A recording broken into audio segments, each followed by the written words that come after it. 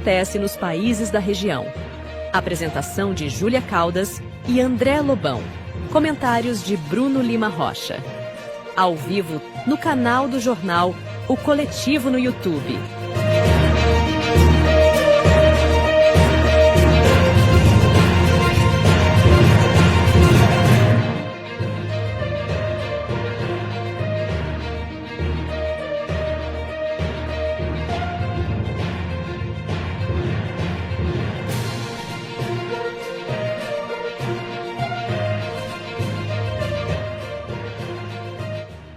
Olá, eu sou André Lobão e comigo está Mohamed Ali. Olá, Mohamed. Olá, tudo bem? Sejam todos bem-vindos. É isso aí. Nesta edição vamos acompanhar os últimos acontecimentos sobre o genocídio em Gaza e a situação geopolítica do Oriente Médio com o conflito entre Irã e Israel. Na entrevista, o convidado é Mohamed Gerhad, comissário de Polícia Civil do Estado do Rio Grande do Sul. Lembrando a quem nos acompanha que agora estamos também no Instagram, Oriente Médio em Revista. Não esqueça de se inscrever no canal e deixar a sua curtida aqui no vídeo desta transmissão. E agora, vamos ao nosso editorial. Agora, no Oriente Médio em Revista, editorial.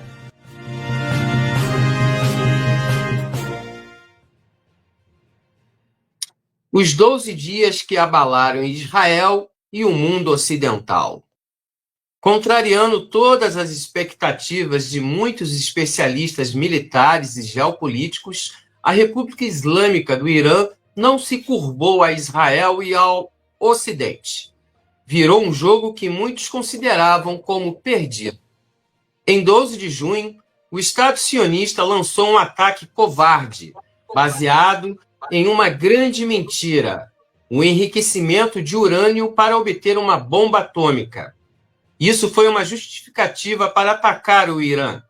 Inicialmente, atingiu defesas antiaéreas, assassinou parte da linha de comando militar e cientistas, além de assassinar outras mais de 600 pessoas, em sua maioria mulheres e crianças que foram martirizadas, deixando 5.332 feridos pelos ataques. Israel, além disso, infiltrou agentes do Mossad e mercenários para criar o caos no Irã, chegando a organizar montagens de drones que atacaram instalações do país islâmico. Também perpetrou no país uma série de atentados com carros-bomba, aplicando um verdadeiro terrorismo de Estado. Enquanto isso, o Irã não se intimidou e rapidamente reorganizou suas defesas e partiu para o ataque, em legítimo direito de defesa, lançando mais de 400 mísseis contra as forças militares de Israel, afetando em demasia toda a infraestrutura militar da ocupação sionista, antes considerada invencível e intransponível. A capital, Tel Aviv, em grande parte foi afetada, com bombardeio de instalações militares, centros de informação do Mossad, prédios governamentais e até a unidade 8200, o Centro Cibernético de Terrorismo do Estado israelense. O Irã, com sua ira, fez os sionistas sentirem a mesma sensação de medo e terror que Israel aplica aos palestinos em Gaza e na Cisjordânia. O genocida, Benjamin Netanyahu, e sua corja de assassinos se viram obrigados a pedir ajuda aos seus protetores, os Estados Unidos, que, ao notarem o tamanho da encrenca em que estavam se metendo, resolveram recuar e pediram um cessar-fogo. Israel e seus sionistas sentiram medo, o pavor dos mísseis que explodiram em suas cabeças, sentiram o mesmo que os palestinos sentem há 77 anos, com uma ocupação que massacra vidas em nome de um projeto colonialista. Acompanhamos 12 longos dias de enfrentamento com a entidade sionista. O Irã encarou sabotagens infiltrados do Mossad no primeiro ataque, que foi muito duro, respondeu à altura com determinação, força e, ao mesmo tempo, caçando o terrorismo interno. Vimos Israel e seu governo ajoelhar e pedir ajuda ao sempre obediente mordomo, Estados Unidos da América.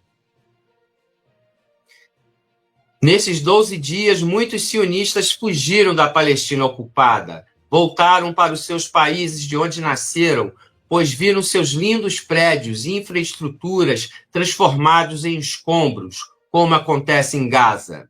E por falar em Gaza, nesses 12 dias, fora do foco da mídia, viu o genocídio ampliado, com a média de mais de 100 assassinatos por dia de palestinos pelo Estado israelense.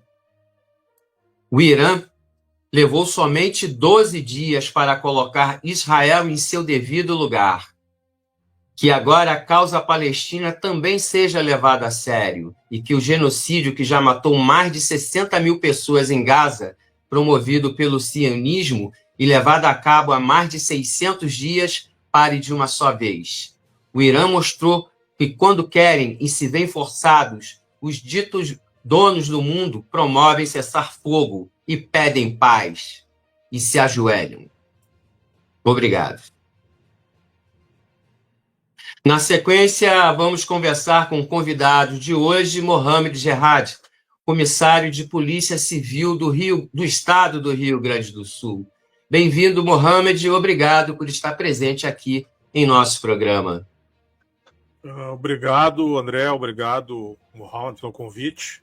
Já vamos ficar estabelecido aqui, vocês vão me chamar de Jihad, né? Tem 2 Mohamed na live, dois terços é Mohamed, então me chamem de Jihad para a gente não se bater cabeça aqui. Tá? Mas muito obrigado pelo convite, é uma honra, eu já acompanho vocês há algum tempo, é uma honra essa participação. Eu quero pedir aqui, quem está acompanhando essa transmissão, quem está entrando agora no link, deixa aí seu like, dê aquela curtida e, claro, compartilha aí o nosso conteúdo em suas mídias e redes sociais. Vamos lá, Mohamed Ali. Vamos lá. Uma avaliação aí do nosso editorial e uma introdução aí, como é que vai ser o programa hoje. Beleza. Bom, eu tenho a dizer o seguinte, se o Mohamed é bom, 2 é excelente. Ao quadrado. Bom, gente, sobre o editorial. O editorial é sensacional, fabuloso, excelente, disse tudo sobre esses 12 dias. Né? Um dos mitos, né, de Israel, né, que era intransponível e invencível, caiu por terra. Né? A vitória do Irã é acachapante, sim. Eles não chegaram a cumprir nenhum de seus objetivos. Né? O mito da segurança de Israel caiu 4 vezes. Né? Um pelos palestinos com o Hamas, outro com o Líbano, com o Hezbollah, os Houthis do Iêmen e agora o Irã. Né? Israel, intransponível, não existe mais. Caiu por terra, está no chão, o governo teve que pedir ajuda, né? E é isso. Né? O Irã mostrou, né, como ser soberano. Parabéns, Irã. Né? E Gaza, infelizmente, Gaza, né, está sendo atacado por drones. Né? Hoje foram 44 mortos no período do conflito de Israel e Irã. A morte superava 100 por dia, era mais do que 100 por dia. Né? Então, a coisa tá feia. Eu gostaria de um cessar-fogo para Gaza, e um respeito ao cessar-fogo e ajuda humanitária. Né? Estamos precisando disso urgentemente para Gaza, né? Um cessar-fogo e uma reconstrução de Gaza. Eu espero, né, que todos os governos eles olhem para Gaza, não fiquem em silêncio. Mas o nosso assunto de hoje, né, é o Mossad no Brasil. Né? Mohamed Gerhad, né? Como foi a sua primeira percepção, né, da presença do Mossad no Brasil? Né? E também gostaria de uma pequena introdução sua sobre o seu trabalho, né, como tu chegou nisso, como as coisas começaram. Né? Por favor. Bom, vamos lá, Mohamed. Eu acho que tu também, como descendente palestino, tu sabe como essa nacionalidade está enraizada na nossa existência, né? Então, desde muito novo, lá no final da década de 70, lá eu tinha 6, 7 anos, eu já acompanhava a militância do meu pai. Meu pai sempre foi um fervoroso militante da Fatah na área política, né? Até porque os irmãos mais velhos do meu pai entraram para a luta armada da Fatah junto com o Yasser Arafat. Então meu pai sempre foi muito articulado nesse sentido, né? Lembro que meu pai foi buscar o primeiro representante oficial da OLP no Brasil em 1979, foi buscar no aeroporto, né? Foi uma negociação com o governo Geisel, quando o Dr. Farid Sawan desembarca no Brasil. Então, assim, teve essas articulações foram muito fortes. E desde novo, vou falar uma coisa para vocês aqui que eu nunca relatei, mas desde novo meu pai teve muito contato com pessoas assim da área militar aqui no Brasil, né? Meu pai era muito amigo do general Agemir Assis Brasil, que era chefe da Casa Militar do governo João Goulart. Meu pai tinha muitos amigos oficiais da Força Aérea, inclusive na época ali do tempo da ditadura, eles não podiam ter contato com oficiais, contato assim público com o general Assis Brasil, né, que foi colocado na reserva, mas eles jantavam na casa do meu pai no Rio Grande do Sul, em Canoas, tanto os oficiais da Força Aérea como o general Assis Brasil. E na sequência disso, meu pai também teve muito contato com alguns agentes do extinto SNI. Dessa forma, foi uma forma de viabilizar a vinda da OLP para o Brasil, foi um dos pontos. E outro ponto que, de certa forma, o SNI responsável pela segurança interna do Brasil e por formatar a inteligência sempre levou a comunidade árabe, de modo geral, não só a Palestina, a libanesa e a Síria aqui no Brasil, uma convivência pacífica, uma convivência de cordialidade, né?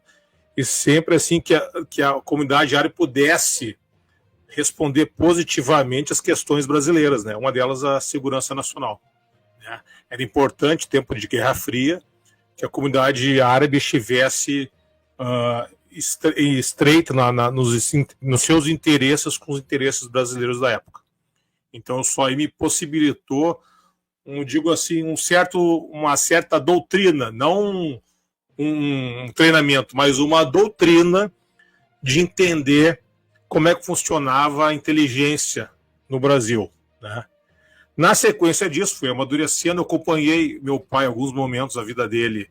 Ele ia tomar café com essas pessoas, eu era muito novo, mas eles eram pessoas cordiais, já estavam até aposentados quando eu fui, né? E eu lembro muito, assim, de como era essa relação de amigos, assim, de tomar café lá em Porto Alegre com eles. Meu pai me levava, e ele já estava aposentado, enfim, e conversava bastante esses assuntos. Eu fui amadurecendo, fui pro exército, servi, depois saí, fiz minha faculdade e entrei na polícia. Sempre com essa mentalidade de construção, né, de patriotismo, até porque um dos grandes amores do meu pai era o Brasil. Além da Palestina, Brasil. Até que meu pai foi sepultado com a bandeira da Palestina e com a bandeira do Brasil. E essa construção, assim, acabou fazendo com que eu me formasse uma pessoa muito observadora. Observar o ambiente, né? E isso fez com que eu acabasse, além da questão de ser dessa descendência palestina, que eu acompanhasse os acontecimentos relacionados à questão árabe-israelense, palestino-israelense, as questões do Brasil, e isso acabou me despertando algumas situações, né? E uma delas foi a influência do sionismo, do Estado de Israel, nas agências de segurança do Brasil. Isso começa, agora entrando no assunto mais especificamente, isso começa já na década de 80. Como é que começa isso e por que começa direcionado para a polícia? No início da década de 80, houve uma cisão entre aqueles que apoiavam ou admiravam as Forças Armadas de Israel dentro das Forças Armadas do Brasil e o sionismo. Por que houve essa cisão? Primeiro que existia uma certa, não digo facção, mas uma certa linha de pensamento dentro das Forças Armadas que admirava o Estado de Israel pela Guerra de 67, a Guerra de 73, pelo menos o que Israel vendia na época como vitória, né? Vitória relâmpago, Guerra dos 6 Dias, enfim. Só que na sequência disso, o Brasil começou a identificar algumas ações estrangeiras aqui, provindo de Israel, né? Eu vou dizer duas aqui para vocês, são muito claras, muito já se tornaram públicas. Uma é a espionagem em cima da Engesa, já naquela época, porque a Engesa vendia para o Iraque, para o Líbano, para a Líbia, para vários países árabes, né? Então eu vi fotos, inclusive, de arquivo de 4 agentes israelenses que desembarcaram no Brasil com o passaporte de um país nórdico, né? Só que o SNI já tinha identificado esses elementos, esses agentes de campo, e conseguiu monitorá-los aqui dentro. Mas a outra que assim, é fundamental, que é para ser tratada, é a questão do assassinato do tenente-coronel José Alberto Albano do Amarante, da Força Aérea Brasileira. O coronel Amarante era o responsável pelo Programa Nuclear Brasileiro, né, que tinha estreitos laços com o Iraque. O coronel Amarante conseguiu fazer a fissão nuclear através de laser, salvo engano. Foi a primeira vez no mundo. E identificado essa conexão Brasil-Iraque na época, o Brasil era muito próximo do Iraque, o Iraque era um grande comprador de material brasileiro, não só da Engesa, carros, comida, enfim. Quando isso?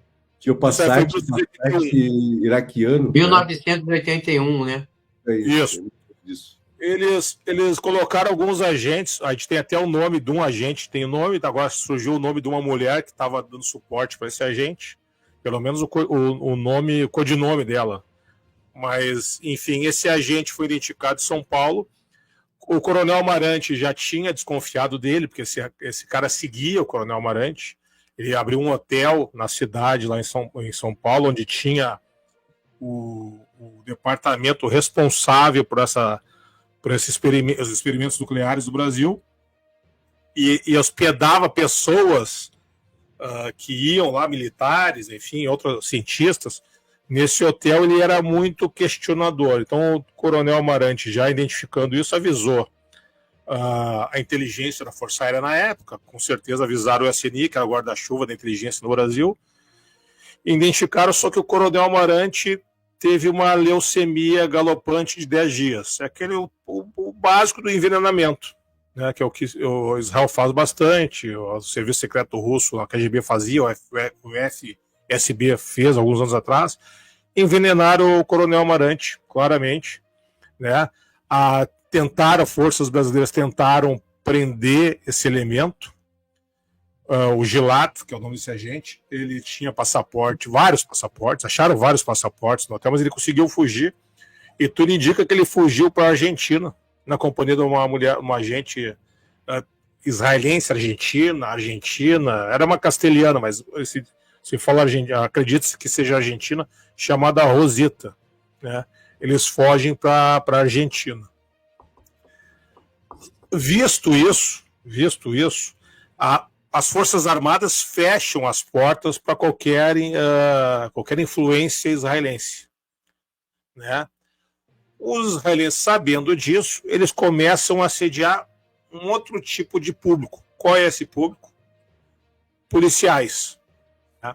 Então, a partir ali do meio da década de 80, na segunda metade dos anos 80, vários policiais são convidados a irem para Israel para fazer vários tipos de curso, porque a propaganda israelense ainda é muito forte, né? Policiais são escolhidos a dedo aqui no Brasil, vão para Israel, geralmente policiais civis, alguns federais, alguns poucos militares, acabam indo para Israel para fazer cursos. Não que esses policiais tivessem algum alinhamento ideológico com Israel.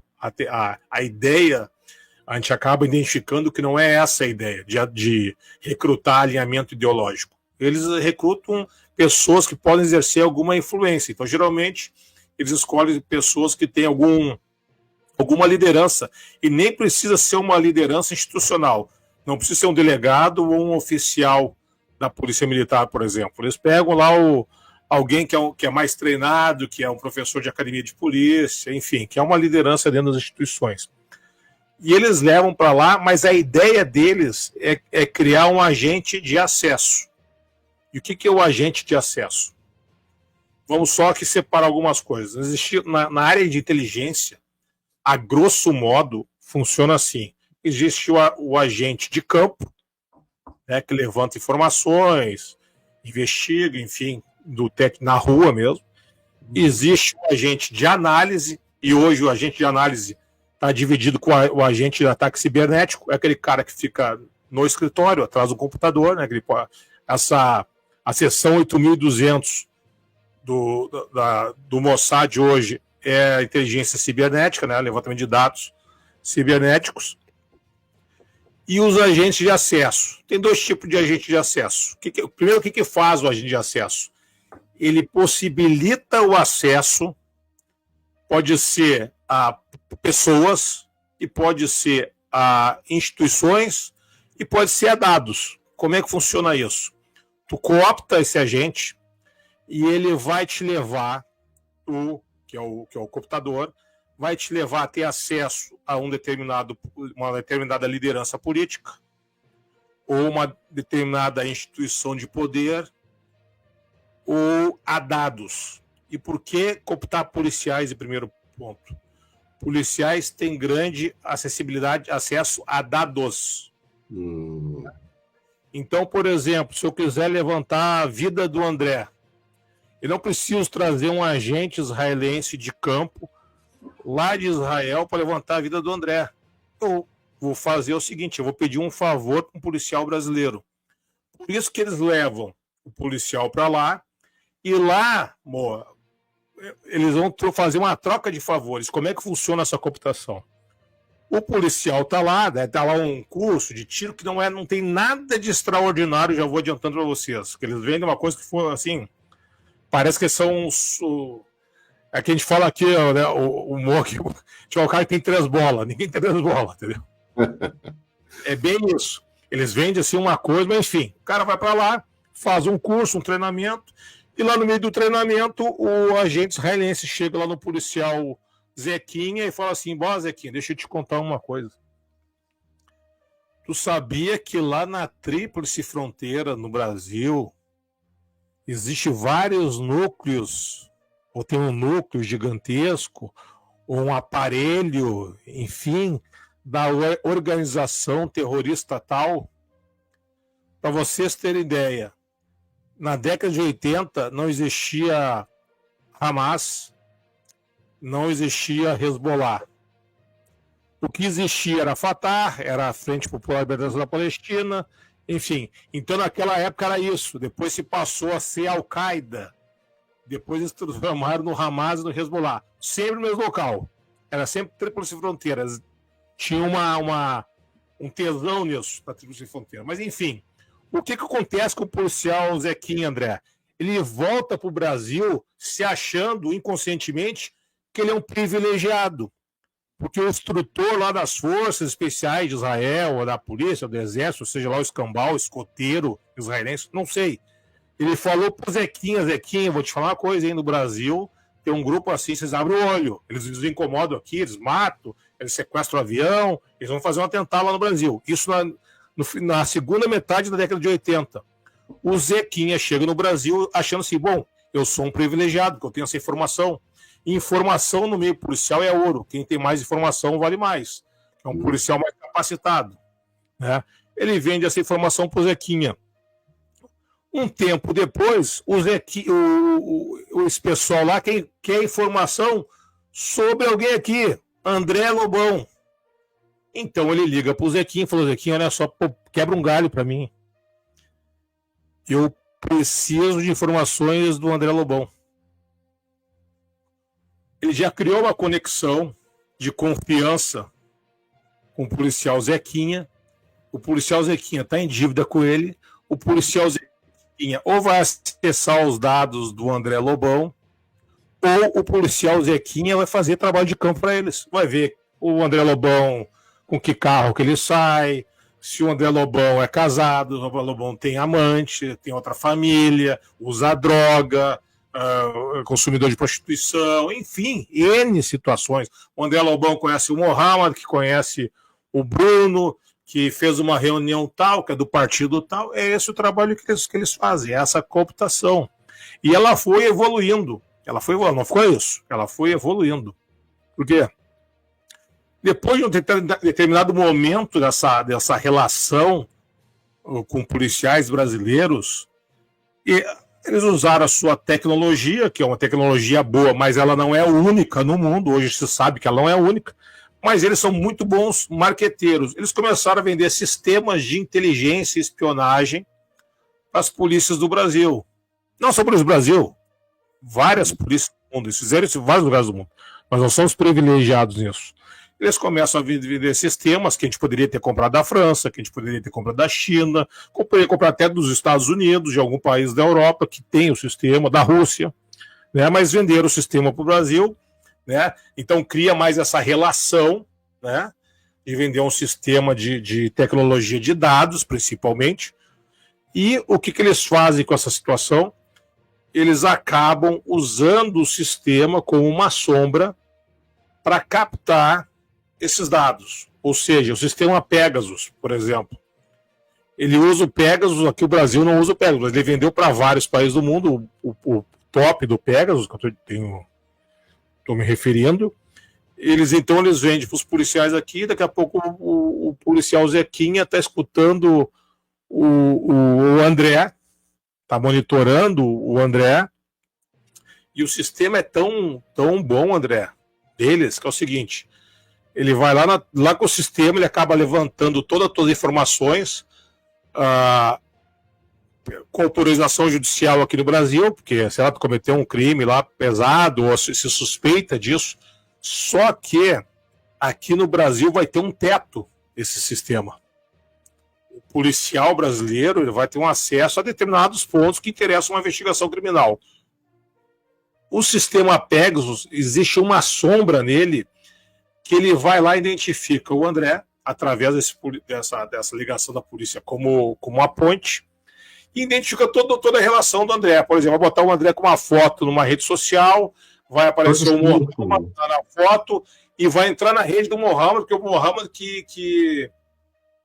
que postou aquela foto, né? Vai ver que o Mohamed é amigo de quem? Amigo do Bruno, que vai ver a casa, onde é que o Bruno liga a internet dele. Liga no escritório do jornal tal, que é na rua tal. Quem é que paga a conta do jornal? Quem é que é o publicitário? Quem é que é o patrocinador, os maiores patrocinadores do jornal? Eles fazem todo esse levantamento através da utilização de agentes aqui no Brasil.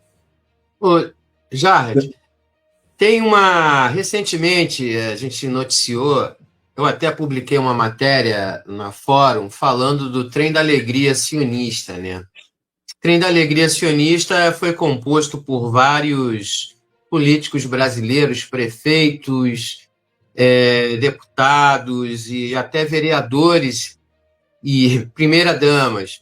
Foi logo no início do conflito Irã-Israel, eles ficaram isolados em hotéis, em bunkers lá, e começaram a colocar vídeos lá, não, estou aqui com Israel resistindo e tal.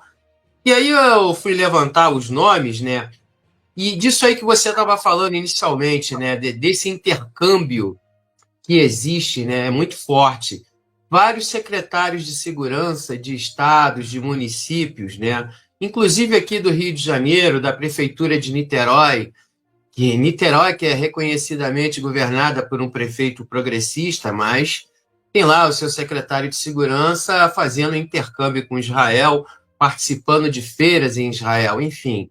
São vários políticos. Então, podemos dizer que, de alguma forma, todo esse sistema administrativo, governamental, voltado da segurança pública brasileira, em todas as esferas, federal, estadual e municipal, foram cooptadas por todo esse sistema relacionado a Israel e ao Mossad para fazer, de alguma forma, até propaganda?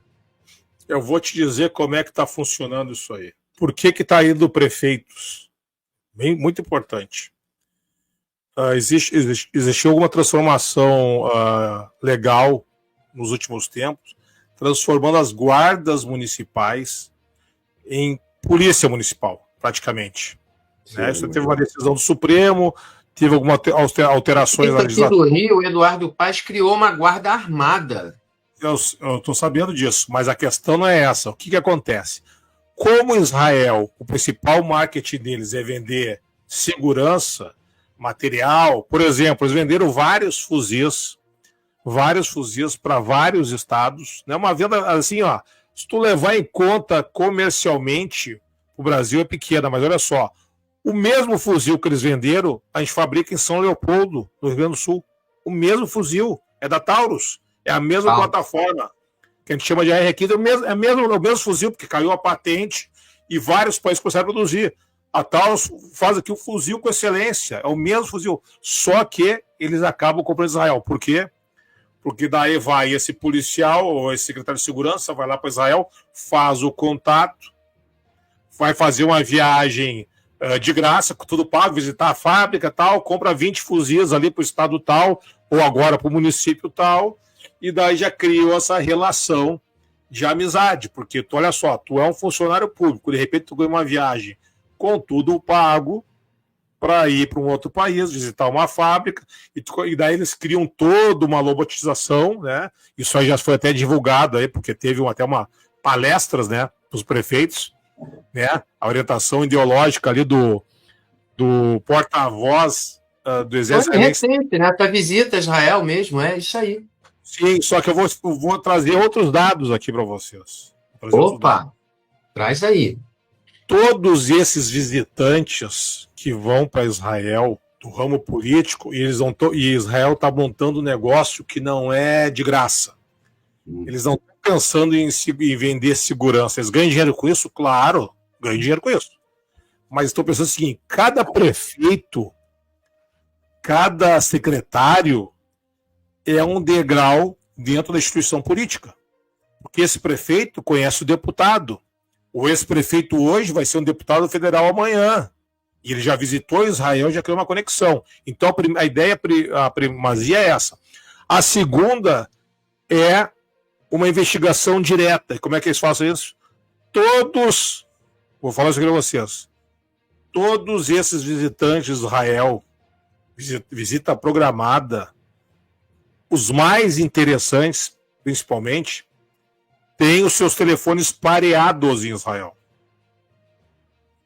Pareados. O telefone chega lá, ele é pareado num telefone lá do Mossad, ou do 8200, enfim, qualquer órgão de inteligência israelense, e vai ver, foi o prefeito, o Joãozinho, tá? O prefeito Joãozinho foi lá, tem o telefone dele pareado.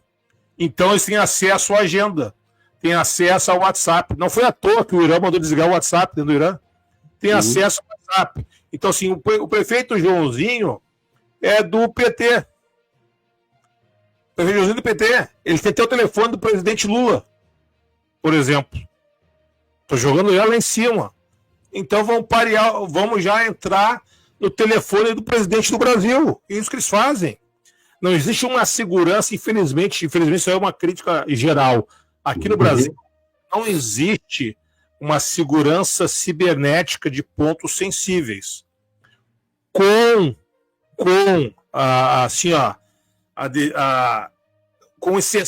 raras exceções, né, de alguma outra força armada do Brasil, e alguns setores dessas forças armadas têm um controle disso, mas polícia civil, polícia militar, eu não sei, a Polícia Federal, eu não sei como é que a BIM tem tratado isso, mas não tem segurança de dados. Os caras acessam os dados assim, ponto. A gente não tem. O cara chega lá, volta, o cara já sabe até que se o Lula conversou com o ministro das Relações Exteriores, ou se vai conversar com o ministro da Defesa, ou se o exército brasileiro está comprando determinado armamento, ou se a Força Aérea está comprando, de quem vai comprar, se vai abrir uma licitação. Essas informações acabam caindo porque vai um grupo de patetas, eu vou chamar patetas, para Israel, para entregar o ouro aqui do Brasil para uma organização estrangeira.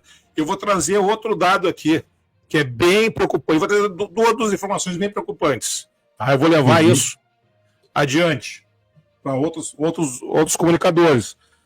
Antes desse conflito, que já dura mais de 600 dias, antes lá de outubro de 23, lá de 7 de outubro, existia várias visitas de políticos para Israel.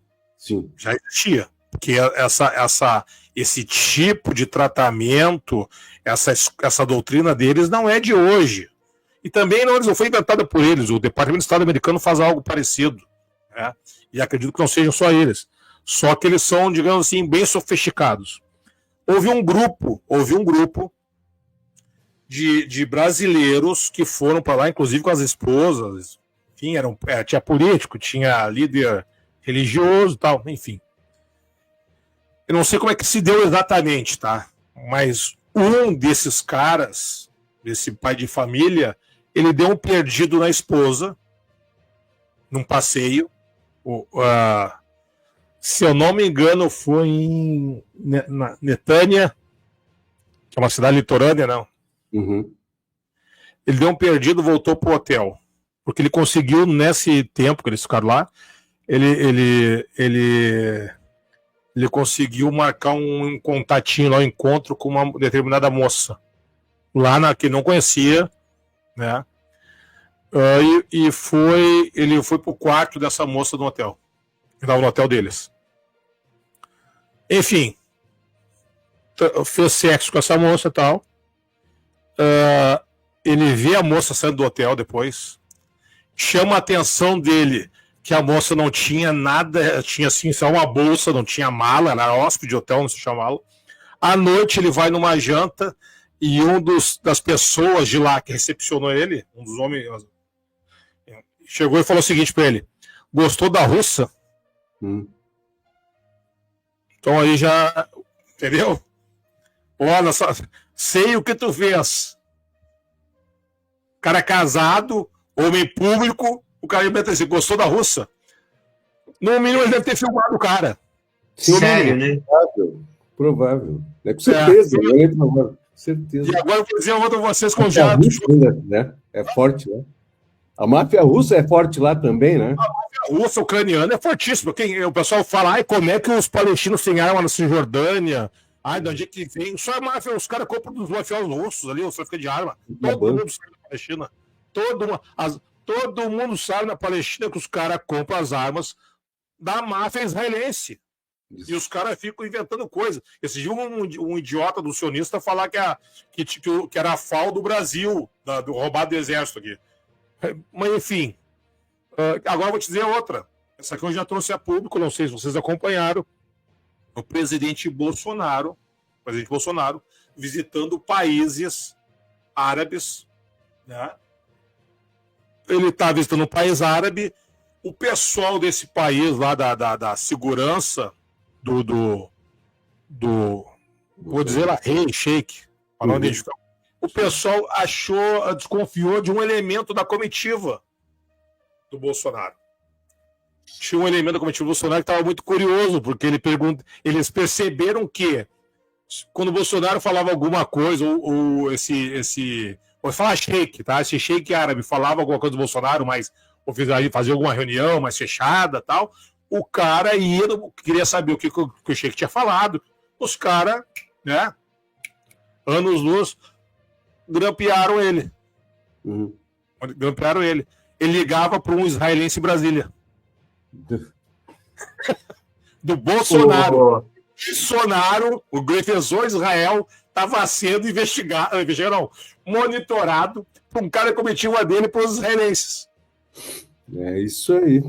Entendeu? Então, assim, existe essa é uma amaranhada. Barra pesada mesmo. É barra pesada, é uma amaranhada de informação. Eles tentam usar as forças de segurança. Hoje voltou aquele papo, tu vê que tudo começa a acontecer tudo junto, né, aqui no Brasil. Mas voltou aquele papo de tríplice fronteira, com Estados Unidos oferecendo recompensa, né? Agora a bola da vez é o Hezbollah e o Hamas, né? Mas eles começam a falar, não, tríplice fronteira, perigosa e tal, e daí algumas secretarias de segurança do Brasil, alguns colegas policiais, já começam a falar assim, pois é, eu acho que tem mesmo. Daí o policial fala assim, não, mas tu vê, eu tenho contato com o pessoal de fora. Olha só o cara fala, eu tenho contato com agências estrangeiras que nos auxiliam, e falaram que é real. Né? Por exemplo, quer ver uma outra situação? Eles receberam informação, aqui no Brasil foi recebida a informação, que o Hezbollah, lá do Líbano, estava recrutando jovens aqui no Brasil para atacar escolas. Sabe aquele negócio do atirador solitário, que é na escola, faz uma barbaridade? Geralmente o moleque que sofre bullying. Olha só a criação dos caras. Que o Hezbollah, olha só, tu imagina, tu que conhece lá a terra, não sei se o André... Não, é como pagodeiro, não foi? Lembra? Também, lá da... Mas antes, assim, ó, criaram a situação assim, não, o Hezbollah, o cara do Hezbollah está entrando na internet recrutando um jovem maluco para atacar uma escola. Eu fico pensando assim, os caras do Hezbollah sentados, tomando um café, ou comendo um romos, né? Tomando chá, né? Falando assim, o que eu vou fazer para atacar o Brasil, uma escola? O que o cara do Hezbollah vai querer com o Brasil? Olha só, e olha a ideia. Não, nós vamos fazer uma coisa no Brasil. Tá certo que o Brasil tem o dobro de libaneses que tem no Líbano. Mas nós vamos ter que arranjar aqui para fazer um ataque, uma escola, sabe? Umas coisas assim, umas criações. E tu fica assim, meu Deus. E o pior de tudo é que tem policial aqui no Brasil, cabeça de lata, que acredita nisso aí, cara. Que acredita e vai na onda. Eu quero colocar mais uma questão. Mohamed, tem pontuar alguma coisa? Tenho. Eu quero dizer que esse depoimento do Mohamed Jihad é muito importante. Gente, curtam, compartilhem, comentem, compartilhem com todo mundo, porque a gente está falando da soberania brasileira. A gente está falando da segurança da população brasileira. A gente está falando da influência política sionista no Brasil. Israel é um Estado genocida. Ele está influenciando, levando prefeitos, levando deputados, senadores, juízes do Supremo Tribunal Federal, fazendo escutas, tem esse Pegasus. Isso é um escândalo. A gente precisa parar essa máquina, a gente precisa de soberania. O Brasil é dos brasileiros. Ninguém pode espionar o brasileiro. Né? A gente está numa insegurança completa. Então, por gentileza, curtam, compartilhem, mandem para o máximo de pessoas que puderem esse nosso programa de hoje. Lobão, desculpa, mas é muito importante... Não, tranquilo. Isso é importante, Mohamed, que esse material de hoje aqui, nós faremos cortes, né? Como o pessoal tem acompanhado a nossa página no Instagram e também o nosso canal no YouTube, nós produzimos cortes de todas as entrevistas e disponibilizamos lá trechos que consideramos importantes. E certamente esse papo de hoje com o Mohamed Jihad vai ter muito conteúdo e a gente vai compartilhar. Então é para avisar você que está acompanhando essa transmissão, conferindo esse papo, que a nossa página do Instagram é Oriente Médio em Revista, @Oriente Médio em Revista, e também é o mesmo endereço para o nosso canal no YouTube. Bom, a gente já tem uma audiência acumulada em nossos canais, né? Já que o nosso programa está sendo retransmitido de forma simultânea pelo Oriente Médio em Revista, o nosso canal, Brasil de Fato Rio Grande do Sul, O Coletivo, GGN, canal da Geopolítica, e o canal A Voz Trabalhadora. A gente já tem uma audiência acumulada de mais de 800 pessoas, e isso é muito importante. Lembrando que na última edição da semana passada, a nossa audiência acumulada, juntando também com o programa que vai ao ar, reproduzido no canal da Fórum, já chegou a 50 mil pessoas. Então, o nosso canal está aumentando, está crescendo bastante. Você está vendo aqui, ó, o QR Code aqui na tela, nos ajuda, que é muito importante o seu apoio financeiro. Qualquer quantia a partir de R$1 já nos ajuda bastante para fazer essa produção que é complicada, exige muito trabalho, enfim. A gente pede seu apoio, qualquer quantia aí, através do QR Code aqui, aponte para esse QR a partir do seu aplicativo do banco. Qualquer importância a partir de R$1 já nos ajuda bastante. Jared, eu quero te perguntar o seguinte. No Brasil, eu tenho percebido, e principalmente aqui no Rio de Janeiro, o surgimento e crescimento de várias empresas de segurança privada. Então, a maioria, eu já fiz o levantamento, grande parte de proprietários dessas empresas são de pessoas, são policiais, tanto federais quanto policiais civis e até mesmo também militares. E, de alguma forma, eles aprendem, eles adquirem esse know-how na gestão dessas empresas em Israel? Olha, eu acredito que não. Pode ter alguém que tenha esse contato, mas eu acredito que não. O pessoal acaba usando, geralmente, André, o policial que abre empresa de segurança é o policial mal pago. Isso acontece ainda muito em São Paulo. O salário de São Paulo, apesar de ser o estado mais rico do país, o salário de São Paulo lá é triste, né? Triste mesmo.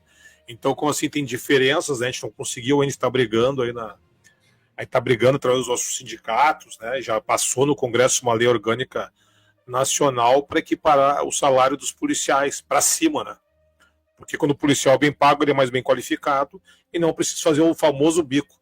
Tem estados do Brasil que o bico é a profissão e o policial é um bico. Ser policial é um bico, né? Infelizmente acontece isso. Então não necessariamente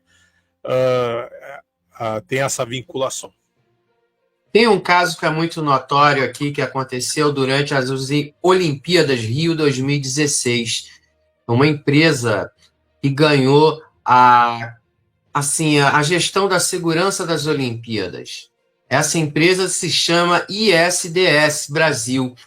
Ela foi criada, ela existe em Israel, e cujo proprietário é um ex-agente do Mossad, um argentino. Você deve conhecer, deve saber o nome dele, que é o Léo Gleiser.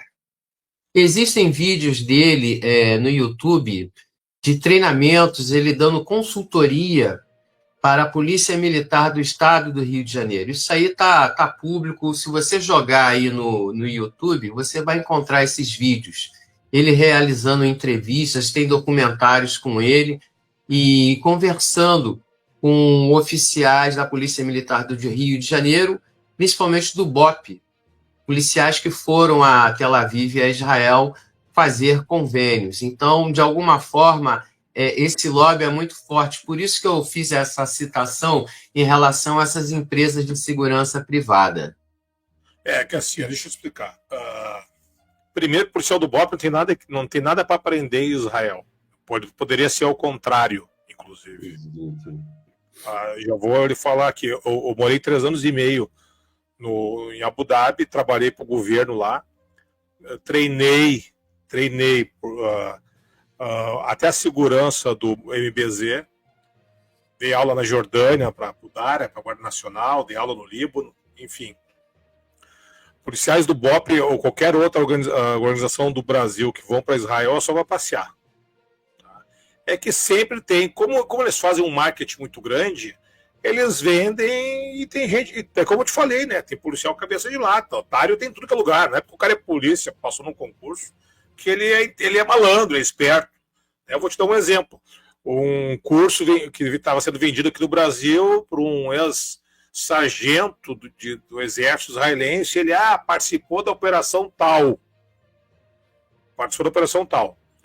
E eu fui ver com outros colegas do meu departamento de trabalho na Polícia Civil, eu trabalhava, o que era a operação tal. A gente vai pesquisar. A operação tal era o seguinte: era um palestino com cidadania israelense, ou acho 2 irmãos, eles tinham matado uns 3 israelenses lá em Jerusalém, e a parte da operação que ele participou é guarnecer o local do crime, digamos. Isso qualquer policial aqui no Brasil faz, sabe?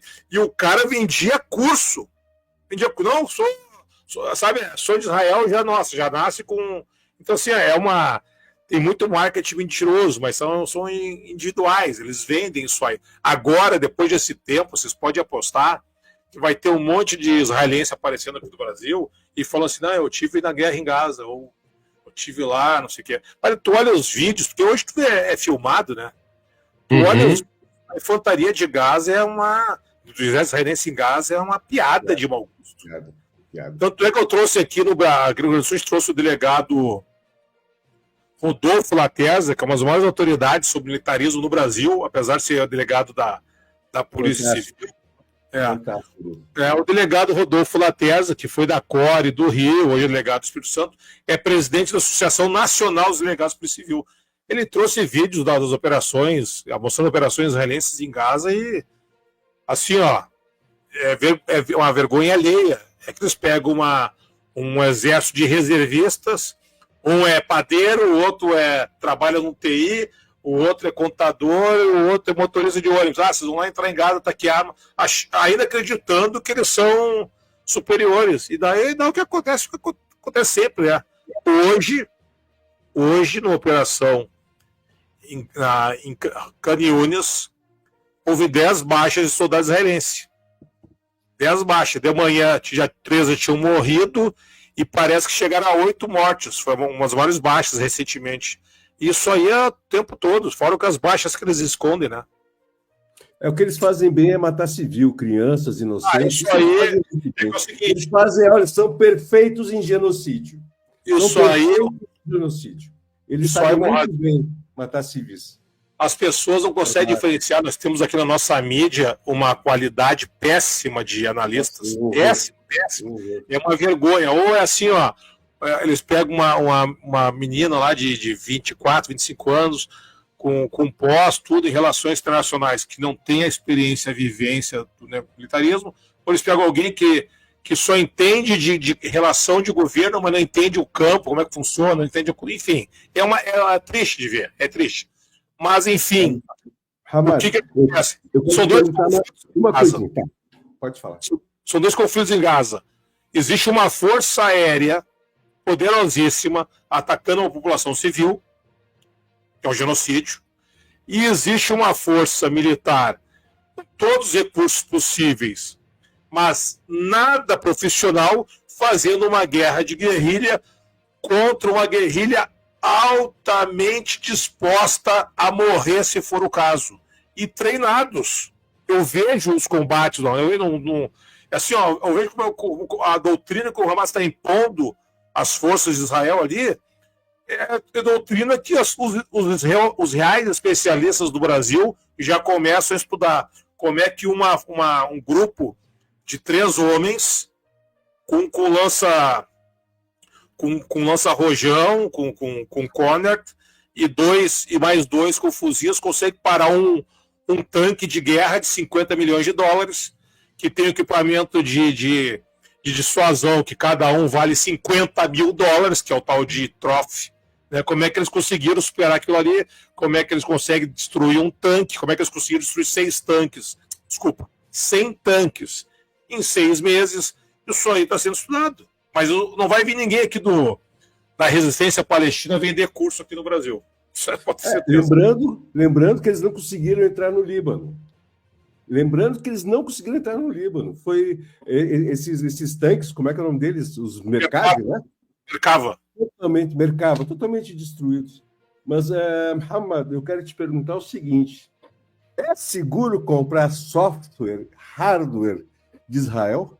É seguro fazer convênio com esse Estado? Né? E pergunto mais, né?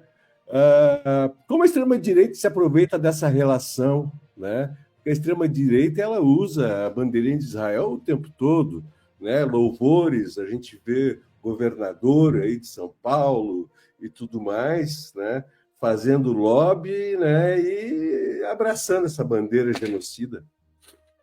Olha, eu acho o seguinte, irmão, não é seguro nesse tipo de tecnologia comprar de nenhum país do mundo.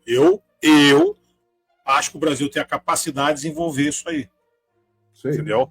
Só que é o seguinte, não existe a consciência disso ainda no Brasil. Tá? Eu sou um crítico ferrenho dos nossos administradores. Eu acho, é que nem o comandante Farinaz, meu grande amigo, fala. A esquerda não tem noção das coisas e a direita não sabe nem o que quer dizer noção. Entendeu? Então chega a esquerda está mais olhando para Paris, né, do que para o seu povo, né?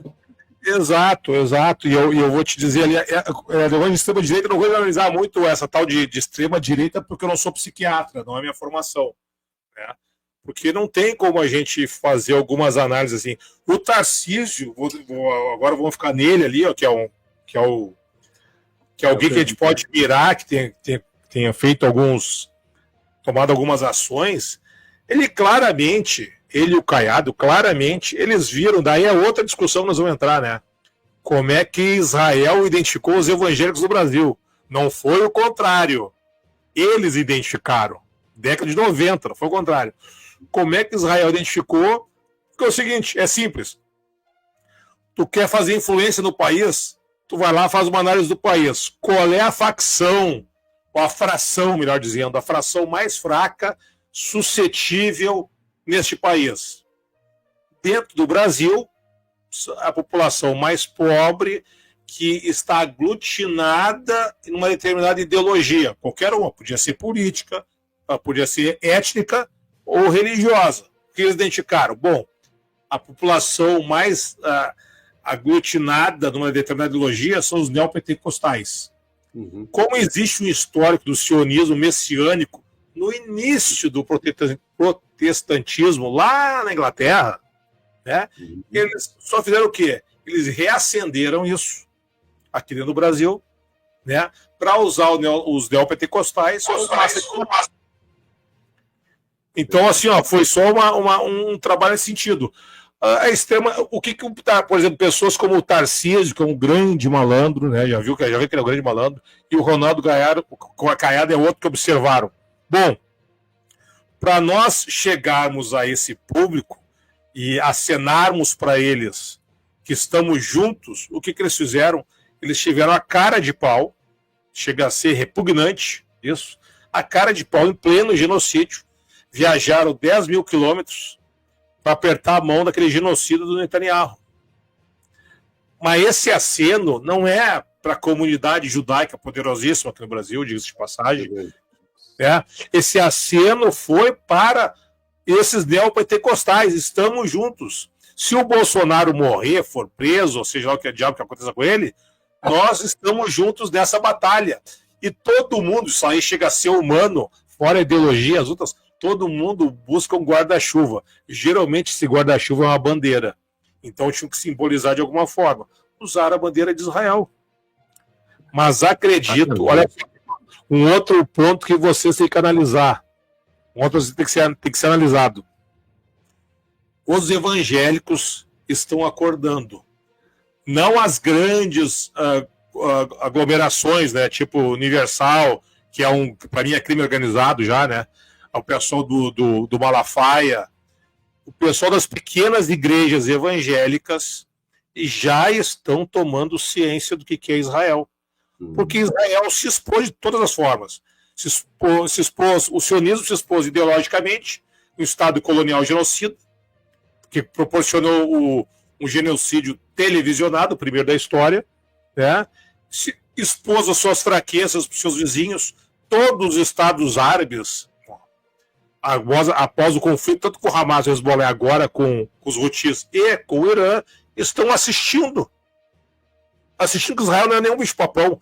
Na verdade, nunca foi. Na verdade, nunca foi.